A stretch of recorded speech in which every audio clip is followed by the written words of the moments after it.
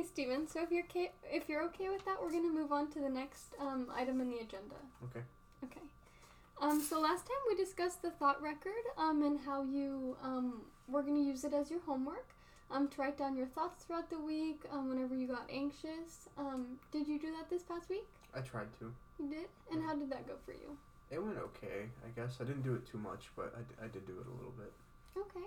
And how did you feel after you completed it? I felt a little bit better, but, you know, it didn't really help me see, like, where I was getting angry or anything like that, I guess. I don't know. Okay. That makes sense. So this past week, was there any other situations that made you feel anxious? Anything that stood out to you? I didn't really get angry this week, but there were a couple times at work again where I did feel anxious, like I just had a lot to do, and like I guess I did get angry then when I just had a lot to do and I kind of shut down. Okay. So at work again is when you felt anxious or angry again? Mm-hmm. Okay. Anywhere else this week that made you feel angry, anxious? Any other person? One of my best friends kind of made me feel angry this week and anxious just because like he wasn't talking to me and like we barely ever don't talk to each other, I guess. I don't know. It was very weird. Okay. Yeah. And how did you deal with that? Did you talk to him? Did you reach out to him? Not really. I just waited for him to talk to me again, and he still hasn't. So like, it's kind of frustrating. Okay. Well, that makes sense that that's frustrating. Do you know, like, would there be a reason why he's not talking to you? He might be really busy at work. I know that he works a lot, just like I do. So you know, he might be busy also. Okay. So yeah, it's good to maybe look at his side of the story too.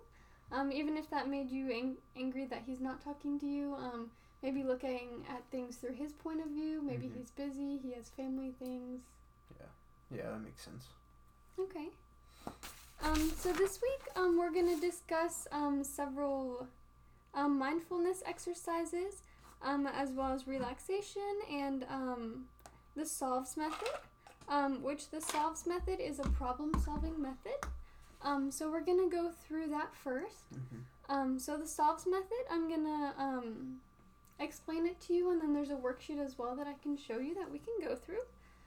So the SOLVES method is basically just a problem-solving, a coping skill, which addresses a variety of challenging situations, including interpersonal conflicts. Is that okay with you if we go through that? Sure. Okay. So we're going to begin with the SOLVES method, which S means to specify the problem. And then O stands for outlining your goals. L is listing your alternatives. V is viewing the likely consequences and then selecting possible alternatives. E is establishing and implementing a plan. And then S is surveying the outcomes. Okay. So this worksheet that I have here, we're going to go through together. So beginning with S, we're going to specify the problem. Okay. So if you want to choose something that happened this past week, anything relevant to your work, any situation that you want to go through?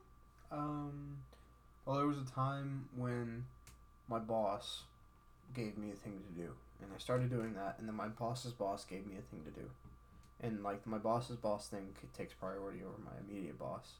Mm-hmm. And then my boss's boss, so, like, we're 3 up now, gave me another thing to do, and then when I started doing that thing, the first boss that gave me something to do got mad at me for not doing her thing, even though my really high up boss gave me the thing, so, like, I was kind of, like, angry at that, I guess. Okay. Yeah. So we're going to define the problem.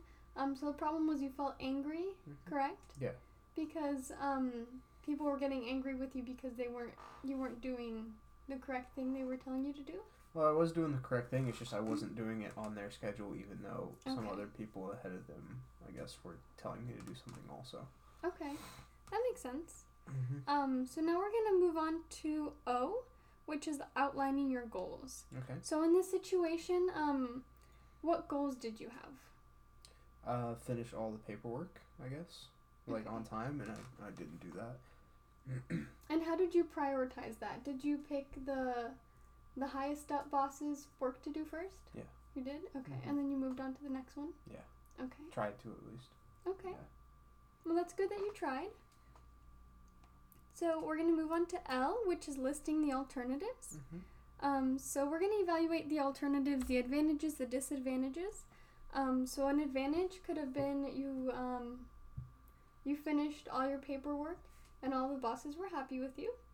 And a disadvantage could have been, they got angry because you weren't doing their work. Right.